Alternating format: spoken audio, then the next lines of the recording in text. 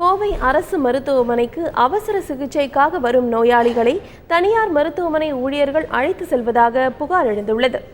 கோவை அரசு மருத்துவமனை வளாகத்தில் சுகாதார வசதிகள் குறைவாக உள்ளதுடன் நோயாளிகளிடம் ஊழியர்கள் அலட்சிய போக்குடன் நடந்து கொள்வதாகவும் குற்றச்சாட்டு இருந்து வருகிறது.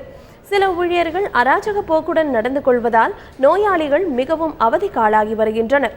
இந்நிலையில் கோவையில் உள்ள சில தனியார் மருத்துவமனை ஊழியர்கள் அரசு மருத்துவமனை வளாகத்தில் நின்று கொண்டு அவசர சிகிச்சைக்காக வரும் நோயாளிகளை அழைத்துச் சென்று விடுவதாக கூறப்படுகிறது.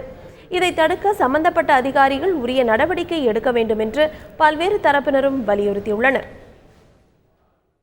இன்னும் ஒரு கொடுமையான விஷயம் என்னன்னா, மருத்துவம் பார்க்க வேண்டிய மருத்துவர்கள் அவர்கள் இங்கே அரசு மருத்துவமனையில் இவ்வளோதான் எங்களால் பண்ண முடியும், நீங்கள் இன்னும் நல்ல சிகிச்சை வேணும்னா நாங்கள் ரெக்கமெண்ட் பண்ணுற தனியார் ஆஸ்பத்திரிக்கு போனீங்கன்னா நீங்கள் நல்ல வைத்தியம் பண்ணிக்கலாம்னு சொல்லி ரெக்கமெண்ட் பண்ணி அனுப்பக்கூடிய கேவலமான ஒரு சூழ்நிலை இங்கே நிலவிட்டு இருக்கு. 108 ஆம்புலன்ஸ் எடுத்துட்டு வராங்க. எடுத்துட்டு வரும்போது அதன் நடுவில் என்ன பண்றாங்க அப்படின்னா, இந்த தனியார் மருத்துவ ஊழியர்கள் என்ன பண்றாங்க அப்படின்னா அவங்க அப்படியே வளைச்சு கூட்டிட்டு போய் பிரைவேட் ஹாஸ்பிட்டல் சேர்த்துறாங்க.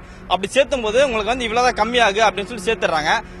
ஒரு 3 லட்சம் ரூபாய் கேட்கறாங்க. 3 லட்சம் ரூபாய் கேட்டதுக்கு அப்புறம் அங்க சரியாகிறதுல ஒரு 2 நாள் 3 நாள் கழிச்சு திரும்ப ஜிஹெச்க்கு அனுப்பிடுறாங்க.